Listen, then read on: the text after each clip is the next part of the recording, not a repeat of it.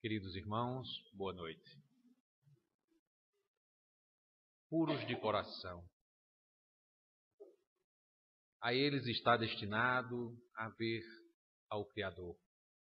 Essa sentença contida na poesia do Sermão do Monte estabelece uma dimensão evolutiva do ser humano que tem que percorrer vários estágios a fim de purificar-se, purificando o seu coração e tendo a condição, por isto mesmo, de ver a Deus.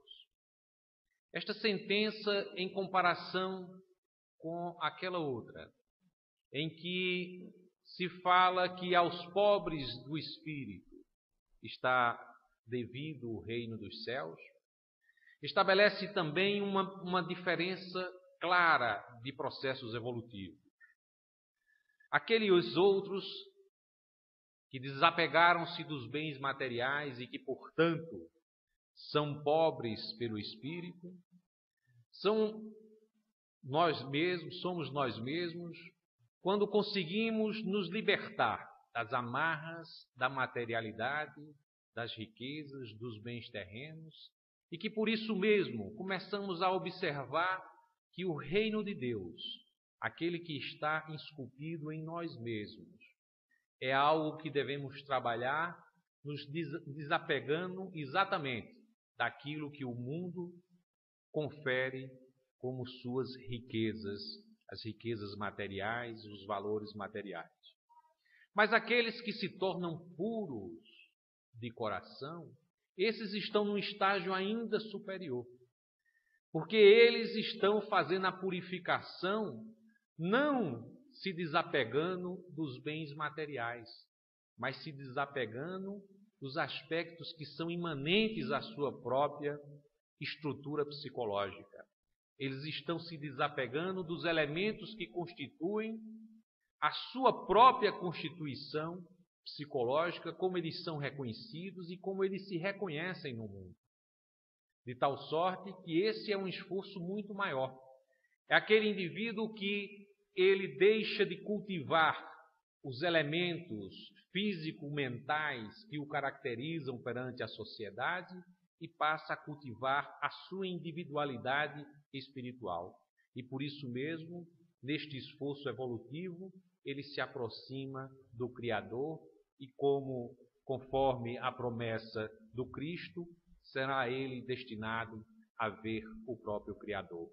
Veja que aí há um elemento de construção. O que o Cristo proporciona com essa sentença é um caminho, é uma trajetória na qual nós vamos nos desapegando destes elementos, daqueles elementos que constituem sombra em nossa estrutura mental, e neste trabalho de superação dessas sombras e de cultivar dentro de nós valores espirituais que nos aproximam da luz divina, nessa trajetória vamos nos tornando puros de coração. Certamente que para poder ver esse Deus transcendente, universal, conforme as palavras de Humberto Rodin, certamente que temos que fazer uma trajetória de ver o Deus imanente dentro de nós. Aquilo que o Cristo dizia, o reino de Deus está dentro de vós. Então esta percepção e essa consciência que fazemos de que o reino de Deus habita dentro de nós, esse movimento de nos olharmos em nossas deficiências, em nossas impurezas por causa de nossas sombras, e ao nos depurarmos, fazer revelar o que há de divino dentro de nós, é todo esse caminho que vai sendo seguido no sentido da nossa purificação. Muitos poderiam acreditar se tratar esse estágio de pureza da alma como o estado de felicidade, a tal ponto que entendem a sentença do Cristo de que a felicidade não é desse mundo, como algo que está prometido para esse mundo em que seremos convidados a estar, quando, percorrida a trajetória, conseguirmos nos tornar espíritos puros. Certamente que não é essa a visão do Cristo ao dizer que a felicidade não é desse mundo e que, portanto, está remetida essa possibilidade de sermos felizes para um instante posterior, quando a nossa trajetória estiver sendo cumprida. Não é este o sentido. Certamente poderemos ser felizes nessa existência carnal, na medida em que saibamos nos depurar dos elementos que nos iludem numa dimensão de felicidade que é toda construída pelos valores que a sociedade cultiva. Mas se soubermos entender a felicidade como um caminho de aquisições dos valores espirituais que nos aproximam do divino, aí sim poderemos nos perceber felizes nessa trajetória ascensional. No livro Luz Acima, Humberto de Campos, numa passagem intitulada Os Maiores Inimigos, relata um diálogo ocorrido entre Pedro, o apóstolo, e o Cristo Nazareno. Certa feita, em uma viagem entre Cafarnaum e Magdala, transcorre o diálogo que iremos relatar a seguir. Nessa trajetória, Pedro pergunta ao mestre: Mestre, eu gostaria que você me indicasse aonde se localizam os nossos maiores inimigos, para que nós pudéssemos fazer o enfrentamento obstinado contra eles, para a edificação do reino de Deus. O mestre Nazareno foi o acompanhando serenamente e disse: Pedro, na realidade a experiência tudo irá revelar no momento preciso. E Pedro, impaciente, dizendo: mas a experiência demora demais. E o mestre, com aquela calma que era sua característica, lhe diz: Pedro, para os que têm olhos para ver e ouvidos para escutar, às vezes 1 hora é suficiente para vastos aprendizados. E no percurso que eles estavam fazendo, logo a seguir, Pedro entra em pânico.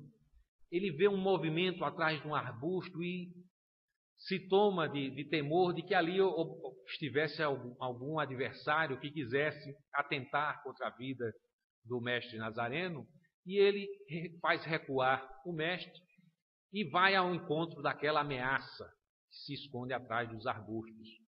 E ao se aproximar para pegar pelo pescoço naquele adversário, qual não é a sua surpresa quando sai de detrás do arbusto o seu irmão André, que entre sorrisos o abraça e se adere à caminhada. E Jesus, observando essa situação, se aproxima de Pedro e diz: Pedro, observe que o medo é um adversário terrível. Mais adiante, eles continuam nessa caminhada e mais adiante eles vão encontrar um levita que está mais adiante lendo uma passagem da Torá e lança impropérios contra a caravana e particularmente contra o mestre Nazareno. Simão, Pedro, se enche de cólera e começa a responder com todos os impropérios também de retorno ao levita, ao ponto em que o mestre chama a sua atenção e diz: mas Pedro, qual é a primeira obrigação que um candidato ao reino de Deus deve ter? Amar ao seu próximo como a si mesmo. E se você, por acaso, fez valer essa máxima, o apóstolo se observou a reprimenda do mestre Nazareno, suave, e ele disse: na realidade, Pedro, você deve recordar que a cólera é um perseguidor cruel. Porque nosso compromisso é observar aquele que está desviado do bem e auxiliá-lo. Essa é a lei que devemos levar em conta. Mais adiante, eles vão encontrar com um judeu grego que vendia perfumes e que informou que um certo Zaconias, que tinha sido leproso e que o mestre Nazareno tinha cuidado, ele, depois de ter sido cuidado, foi a Jerusalém e estava lançando impropérios, contando inverdades sobre o mestre. Aquilo fez com que Pedro ficasse indignado. E ele passou a ficar realmente muito irritado e amaldiçoando-lhe o nome, né? De tal sorte que fez com que o mestre Nazareno se aproximasse dele e dissesse: mas Pedro, você se lembra quantas vezes devemos perdoar aqueles que nos ofendem? Certamente, mestre, 70 vezes 7. E foi assim que agiste nessa situação? Afinal de contas, a dureza, Pedro, é um carrasco da alma. E mais adiante, eles vão encontrar um rico romano, né? Estava na sua liteira, sendo sustentada por escravos, e que passa pela caravana e solta um sorriso sarcástico.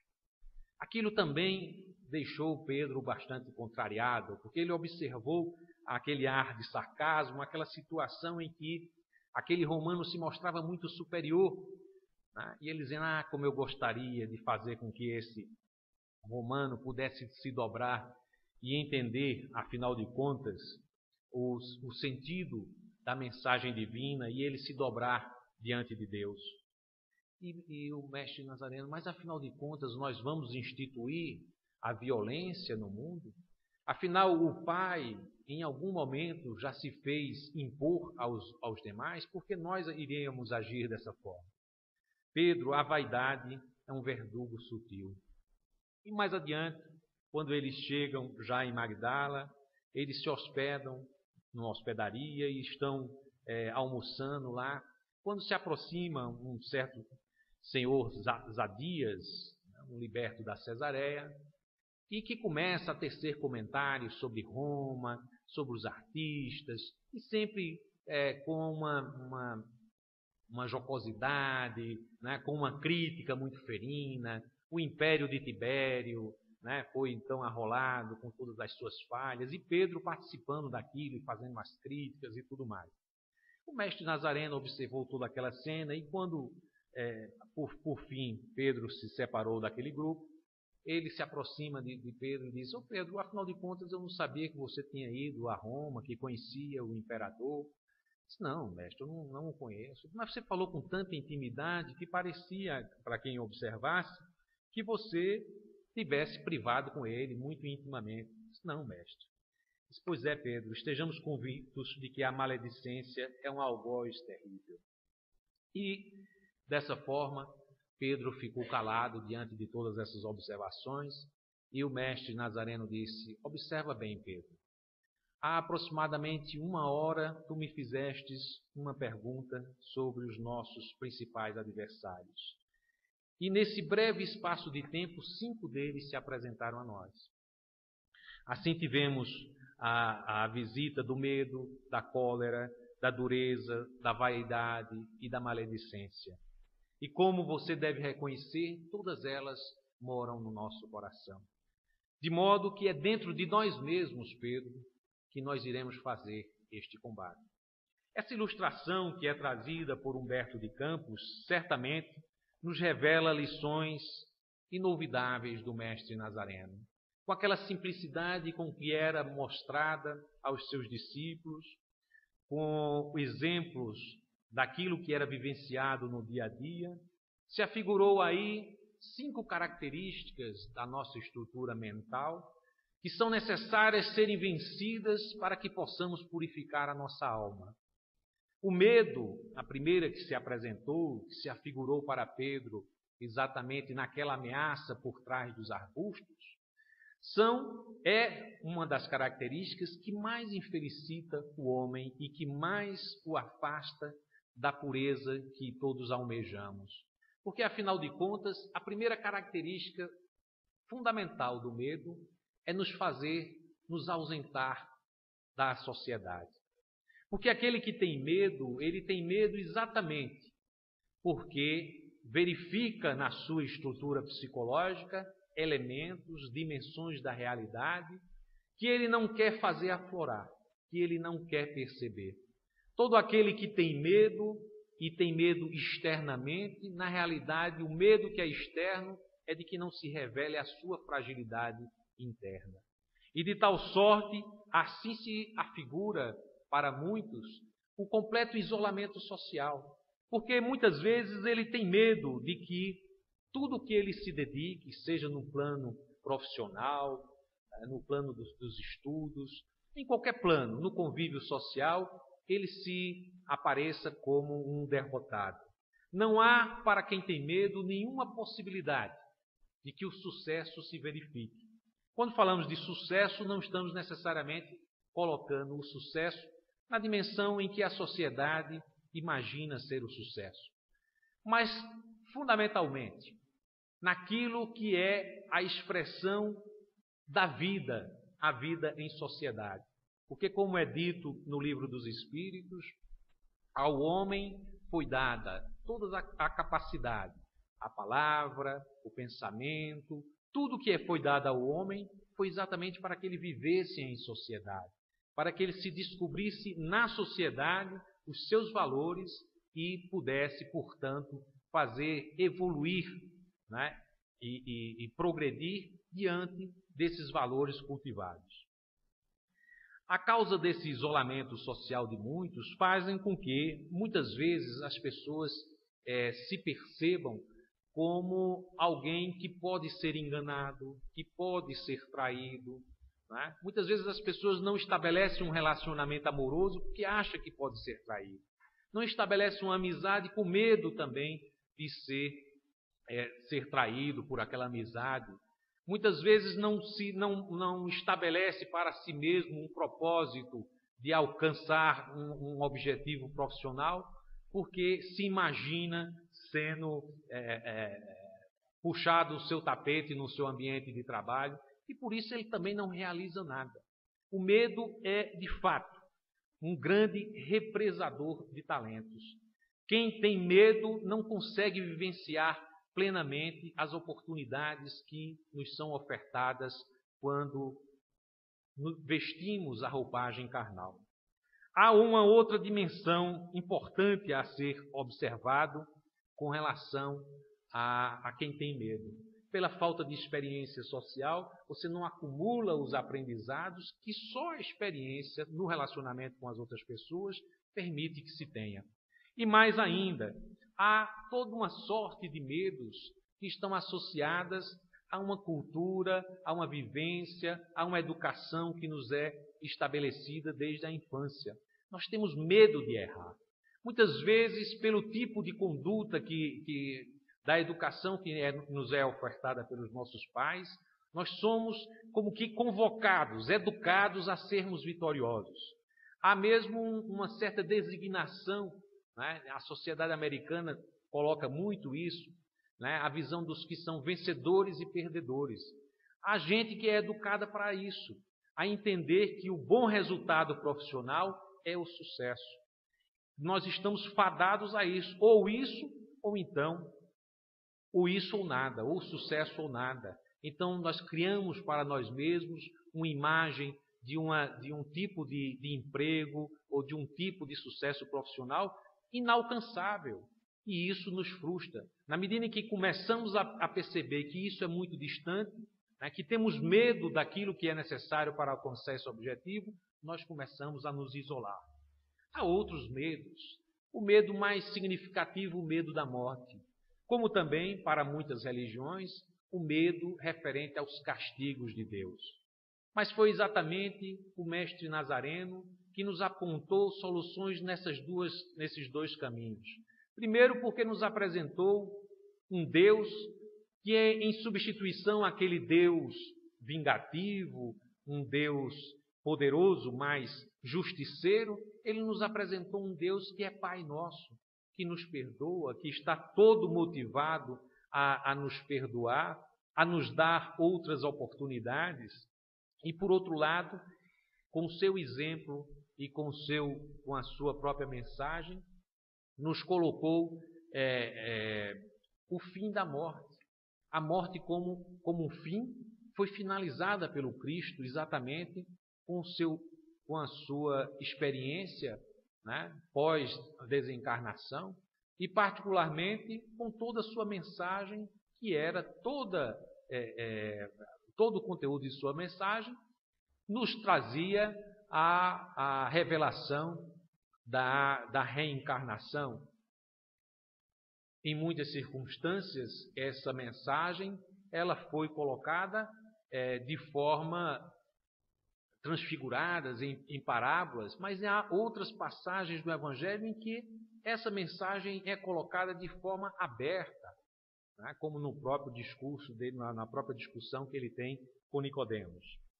Mas bem, a ideia de medo, portanto, essa sombra de nossa alma, ela se antagoniza com exatamente o cultivo da autoconfiança.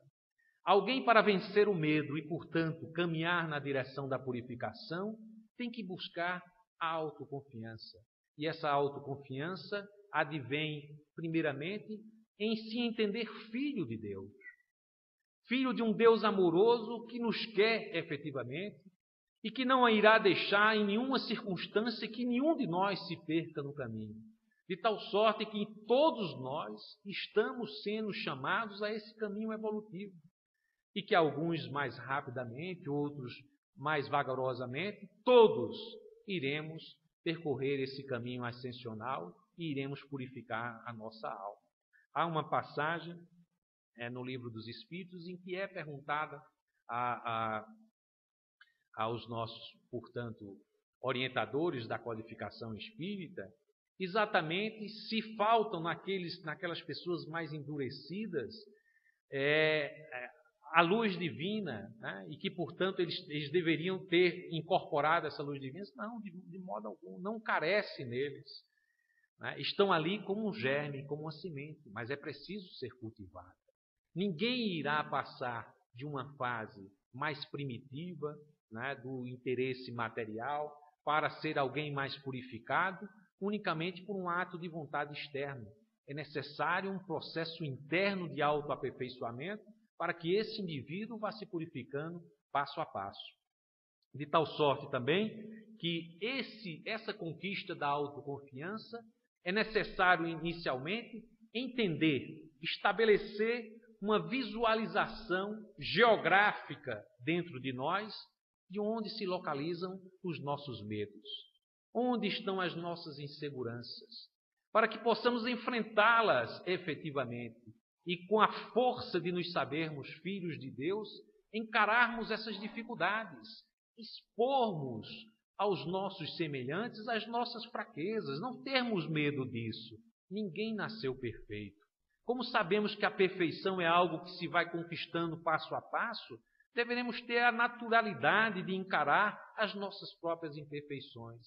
E se somos imperfeitos, e se nos encaramos com dificuldades, mas temos a vontade, a determinação de ir-las superando passo a passo, certamente que iremos nesse roteiro adquirindo a autoconfiança necessária, que é o elemento fundamental para a superação do medo. E para isso há que se tratar inicialmente de compreender aquilo que nós entendemos como um elemento negativo. Muitas vezes a pessoa diz, fulano está arrependido, e parece que é algo negativo que alguém se arrependa. É necessário o arrependimento. O arrependimento é o primeiro momento do reconhecimento das nossas fragilidades. Aquilo que nos faz ter medo. Se nós não nos arrependermos inicialmente, nós não conseguiremos fazer desabrochar essas fragilidades e fazer o enfrentamento delas. Então, o arrependimento é um passo necessário para que possamos ter o conhecimento de nós mesmos e, decididamente, enfrentarmos essas fragilidades na conquista da autoconfiança necessária para que possamos, enfrentando o medo, uma das características, uma das sombras de nossa alma, possamos também fazer esse caminho da purificação. Há um momento em que Pedro, numa outra passagem, pergunta ao mestre: Senhor, haverá algum momento em que consigamos superar o medo? E o mestre afirma a Pedro: quando o tempo e a dor difundirem entre os homens a legítima compreensão da vida e o verdadeiro amor ao próximo, ninguém mais temerá. Então os caminhos já vinham sendo sinalizados pelo mestre há muito tempo. Alguém que tem medo é exatamente alguém, como todas as outras sombras que iremos tratar aqui, que é extremamente vinculado aos elementos da vida material.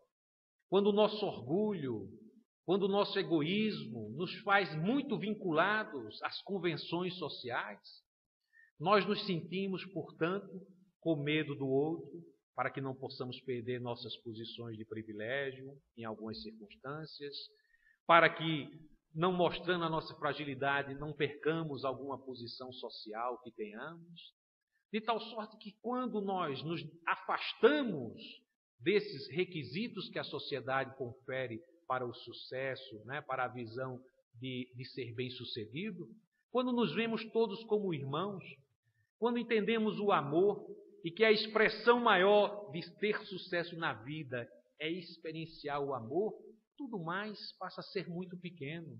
Quem é que tem medo efetivamente de amar verdadeiramente? Não existe medo de se amar verdadeiramente. Existe medo quando nós amamos de forma primitiva, quando entendemos o amor como sendo algo de nossa posse, quando entendemos o outro como nossa posse. Aí sim, aí nós temos medo associado à nossa visão de amor.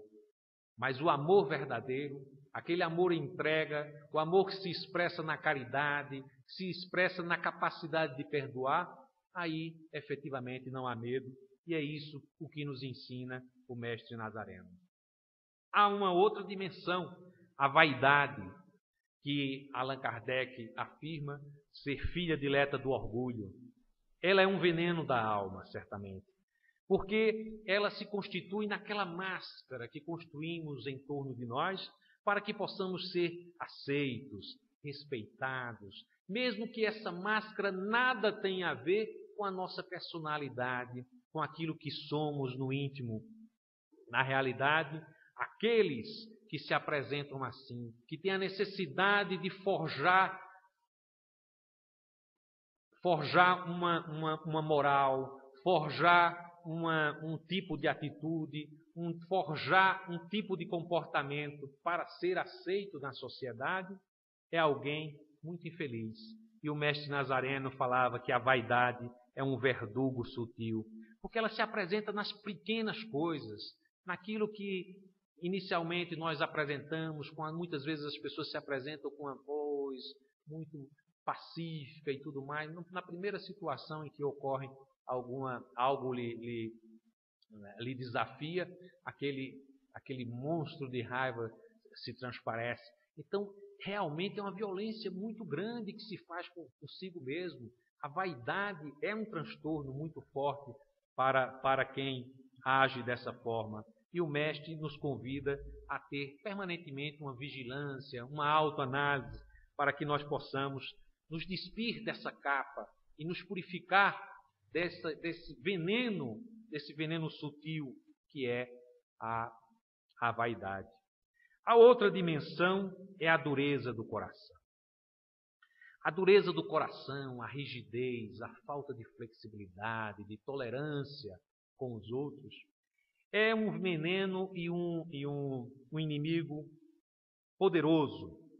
O Mestre fala que a dureza é um carrasco da alma. Imagine bem essa dimensão.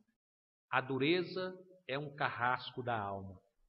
Veja que ela se configura em excessos de toda sorte. Quem é rígido, rigoroso perante os outros, está constantemente observando os erros alheios, observando os defeitos alheios. Aqueles defeitos e erros alheios são inadmissíveis, inaceitáveis. Mas sempre que alguém observa alguma situação ou critica um certo comportamento sexual, ou critica um certo comportamento na sociedade, um comportamento com maior liberalidade num campo ou no outro, aquilo se reflete em alguma dificuldade que ele vivencia no seu íntimo. E por isso mesmo, porque ele não quer enfrentar isso que tem dentro de si, ele passa a crítica externa. Porque imediatamente nós observamos que a infelicidade que existe em nós, ou aquilo que é inaceitável a nós, sempre está do lado de fora. Nós nunca observamos que, na realidade, aquilo que vemos nos outros é, na realidade, um grande espelho. tudo que nós convivemos na vida e somos convidados a conviver, muitas vezes com pessoas que são muito duras conosco, ou pessoas difíceis no relacionamento amoroso, os nossos filhos, as amizades, os relacionamentos profissionais, tudo aquilo é absolutamente útil e necessário à nossa evolução. Eles se mostram ali para que, observando naqueles nossos semelhantes que nos circundam, muitas vezes, se conseguirmos avançar nesse aspecto de autoanálise, possamos enxergar essas características em nós mesmos. E em enxergando em nós mesmos, possamos nos despir dessas sombras e cultivar os elementos que irão, portanto, substituir esses valores dentro de nós. E o mestre tinha apresentado a Pedro exatamente o antídoto para aquela rigidez e para aquela dureza. E ele perguntou: Pedro, afinal de contas, quantas vezes devemos perdoar aos nossos adversários? Efetivamente, a dureza e a rigidez, ela é vencida pela capacidade de perdoar. E perdoar caminha em duas dimensões. Porque como a rigidez, ela se origina daquilo que não queremos enxergar em nós e que, portanto, criticamos nos outros, o primeiro perdão que deveremos endereçar é a nós mesmos. Nós temos que ter a capacidade de nos perdoar. Aquele que não tem capacidade de se perdoar, não tem capacidade de perdoar o seu próximo. E, efetivamente, se temos uma visão espírita, se caminhamos e temos uma análise de percepção de que somos, então, herdeiros de nós mesmos, que temos uma trajetória, deveremos saber que essas coisas que estão guardadas dentro de nós, que muitas vezes não queremos remexer e que, portanto, criticamos nos outros, estamos criticando nos outros aquilo que fomos no passado.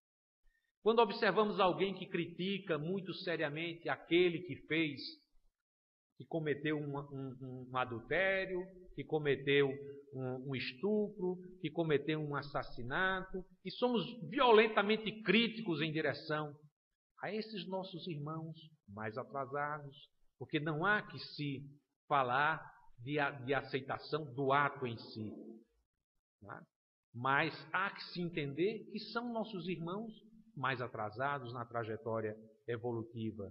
Mas esses irmãos mais atrasados na escala evolutiva somos nós mesmos há 1, 2, 3 gerações, há umas 2, 3 encarnações atrás. Ou achamos que somos espíritos perfeitos, ou porque estamos agora abraçando a doutrina espírita, estivemos ao lado de Jesus com os apóstolos, ou possivelmente até alguns de nós esteve junto a Jesus jogando pedra ou ajudando na crucificação, porque estamos aqui, afinal de contas, 2000 anos depois, tentando entender a sua palavra, tentando entender e trazer passo a passo isso para a nossa vivência. E é por isso mesmo que, ao observarmos os erros dos outros numa visão espírita, certamente temos que ter a capacidade da tolerância, da indulgência, do perdão, para que possamos compreender que os nossos amigos que estão mais atrasados na escala evolutiva, porque ainda são extremamente rigorosos, porque são violentos, porque são cruéis em algumas circunstâncias, estão experienciando algo que nós mesmos já experienciamos e, queira Deus, tenhamos superado já nessa existência. Então, o Cristo já havia indicado o exercício do perdão como aquele antídoto, aquilo que vai nos purificando em relação à rigidez, à inflexibilidade e à dureza do coração que o Cristo afirmava ser carrasco de nossa alma. Uma outra dimensão diz respeito à cólera. E o Cristo afirmava que a cólera é o perseguidor cruel. Muitas vezes, em algumas situações, nós nos colocamos com tanta ira, uma emoção tão forte diante de alguns acontecimentos, que em algumas circunstâncias também nos arrependemos diante dessa virulência com que respondemos a alguns eventos de nossa vida, mas agimos com tanta força que certamente essa nossa atitude terá repercussões muitas vezes por muitas existências. Porque alguém que age virulentamente e ocasiona um mal muito acentuado ao seu semelhante, que pode ser mesmo causar a sua morte, causar a infelicitação de um seu parente, de alguém que ele ama, ou causar mesmo uma deficiência física ou qualquer outra coisa, causar uma grande dificuldade do ponto de vista moral, de tal sorte que essa pessoa não consiga viver em paz o resto de sua existência. Isso é tão marcadamente, tão forte, que muitas vezes esse perseguidor não se faz só perseguidor de uma só existência. Ele irá nos acompanhar em várias existências, cobrando aquela dívida que nós causamos por estar em um determinado momento encolerizado e, portanto, resultar essa nossa cólera em algum prejuízo de grave monta para o nosso semelhante. E o Cristo já afirmava: a cólera é um perseguidor cruel. Efetivamente, não há melhor antídoto para a cólera do que amar. Aquele que é encolerizado é porque não aprendeu a amar. Só o amor, e o amor certamente é uma escalada muito ampla para que possamos dizer eu sei amar. O aprender a amar é o melhor caminho. Quando nos decidimos efetivamente a dizer o amor é algo que eu quero na minha vida, nós vamos começando a nos tornarmos mais brandos, nós vamos abrandando o nosso coração, vamos nos tornando mais mansos, mais tolerantes diante dos nossos irmãos, sabendo inclusive a dimensionar aquilo que muitos chamam ofensa, agressão que nos é dirigida. Muitas vezes, aquelas pessoas que já amam intensamente são agredidas no nosso conceito e elas não compreendem ser agredidas. Perguntaram a Gandhi uma vez, mas lhe agrediram? Então, mas eu não notei que fui agredido. A mesma coisa fizeram com Chico Xavier. São pessoas que atingiram um grau tal que as pessoas lançam ofensas e elas não é por ingenuidade, não é isso. É que a primeira dimensão que tem em relação a esses nossos irmãos é a da sua fragilidade, da infância no processo evolutivo que essas pessoas se localizam. E ainda assim tem um amor pleno. Para dar um exemplo de um puro de coração, que a mim me toca muito particularmente, Francisco de Assis, há uma passagem registrada pelos franciscanos em que Francisco vai caminhando com Frei Leão, a quem ele chamava irmão Cordeirinho. E nessa caminhada que eles faziam, estava chovendo, e ele andando mais à frente, o irmão Léo, né, o irmão Leão atrás, Leão, como queiram, e ele dizia: irmão, escreva aí, irmão Cordeirinho, sobre a verdadeira felicidade. E o irmão Leão, uma chuva, tendo que escrever aquilo. Irmão, olhe, a verdadeira felicidade não reside, por exemplo, no fato de que possamos entender o sentido do Evangelho, possamos orar pelos outros, atender os nossos irmãos em infortúnio. Escreve aí, irmão Cordeirinho, não é aí que mora a verdadeira felicidade. O irmão Cordeirinho copiava, e ele vinha e dizia: irmão Cordeirinho, nem mesmo se nós tivermos o dom de curar, nem mesmo se tivermos o dom de profetizar, nem mesmo assim, irmão Cordeirinho, aí reside a verdadeira felicidade. E o irmão Cordeirinho, oh meu Deus, onde é que reside essa verdadeira felicidade? E continuando, escrevendo com aquela chuva, e dizendo: olha, irmão Cordeirinho, nem mesmo se nós tivermos a capacidade de retirar os espíritos impuros dos nossos irmãos em desassossego, nem mesmo aí existirá a verdadeira felicidade. Eu disse: pois não, irmão, mas me diga onde é que existe a verdadeira felicidade. Eu disse: pois bem, irmão, olha, veja, a gente está aqui numa chuva, caminhando nessa chuva, que estamos com fome e cansados, e vamos parar ali naquela estrebaria. Se batermos na porta e pedirmos abrigo e ele nos negar, o dono da estrebaria nos negar esse abrigo, e se nós insistirmos, batermos a porta e dissermos: irmão, atenda-nos, nos dê abrigo, estamos com fome, o frio, e ele sair enraivecido e nos der uma surra de chicote, e ainda assim conseguirmos olhá-lo e dizermos: nós amamos esse irmão, aí sim, irmão Cordeirinho, escreva aí reside a verdadeira felicidade. Então veja que um espírito que é puro e que percorre toda essa escala ascensional, ele percebe a infância daquele que, vendo o seu necessitado, o seu irmão necessitado, com frio, fome, com sede, e que lhe pede um abrigo, e que ele age com revolta, ele ainda assim, ele vê aquele um irmão, assim como Cristo o fez, depois de ter chegado em Jerusalém, recepcionado como o rei dos judeus, e ter sido traído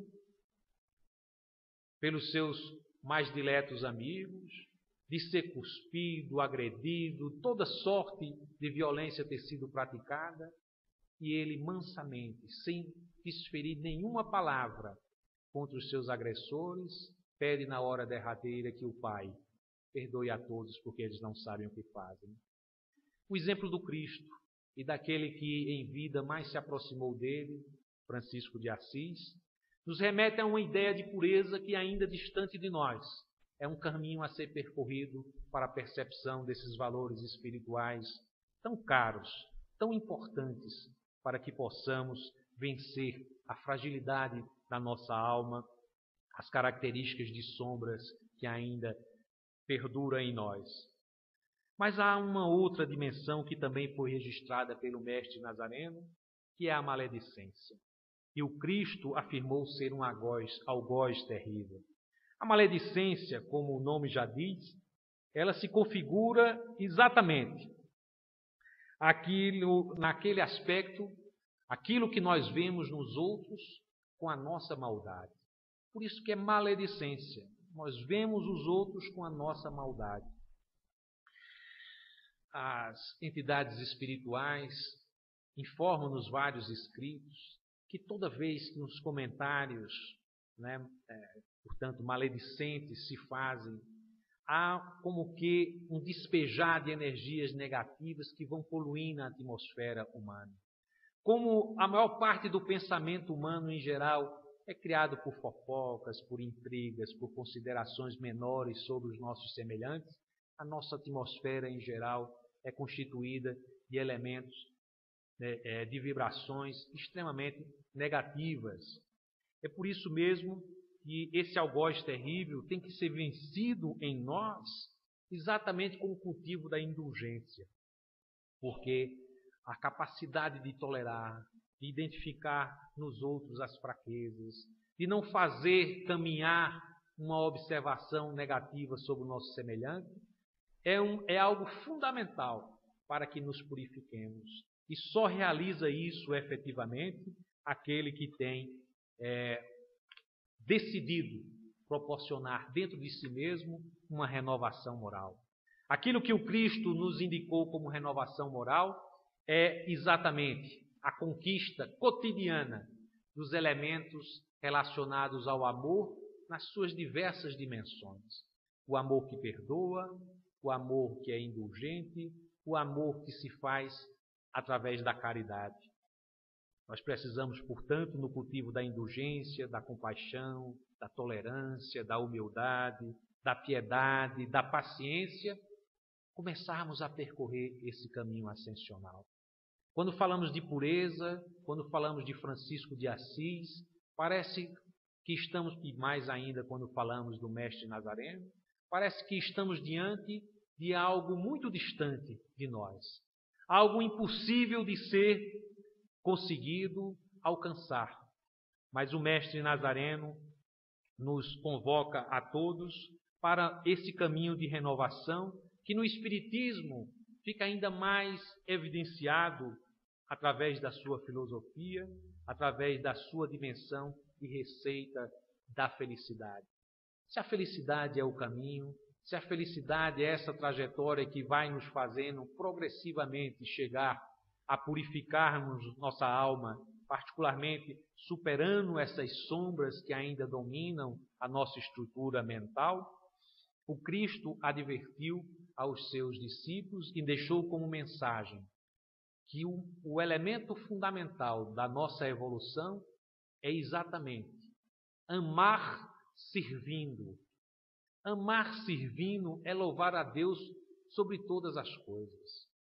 E servir amando, amparando aos nossos próximos, como a nós mesmos, nessas duas dimensões, estamos cumprindo toda a lei e os profetas. Se tudo o que é dito no Evangelho pudesse ser resumido numa sentença, aí estaria a sentença redentora. Mas ela é tão difícil de ser alcançada, tão difícil de ser percebida, e ao longo do tempo, o Espiritismo, como a promessa do Cristo de nos enviar um Consolador, com a chave da observação daquilo que não pôde ser dito de forma mais clara,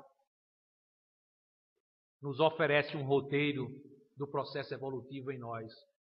E esse roteiro, ele passa por ter um comportamento diante das nossas dores, diante das nossas aflições, um roteiro de resignação. Preciso cultivar a resignação quando nós entendemos que a vida não se resume a essa existência. Se temos uma trajetória que percorre várias existências, e se entendemos que as dificuldades que nos assomam hoje é produto das dificuldades que criamos para nós mesmos em outras existências, e se sabemos que a forma como lidamos com essas dificuldades é o que nos permitirá um cartão de entrada para situações mais edificantes no futuro, certamente que teremos um comportamento de resignação diante das dores e diante dessas aflições podermos passar por elas, sabendo, como dizia Maria, quando qualquer aflito se aproximava dela e ela deixava aquela mensagem: meu filho, tudo passa. E efetivamente essa visão de que tudo passa é que nos traz a lição maior. As dores que existem no mundo são parte do processo evolutivo. E só temos dores no mundo não porque o Senhor, o Criador, nos disse que a única forma de evolução nossa é através das dores. As dores existentes no mundo, a forma como percebemos as dores, elas só existem porque é criação nossa.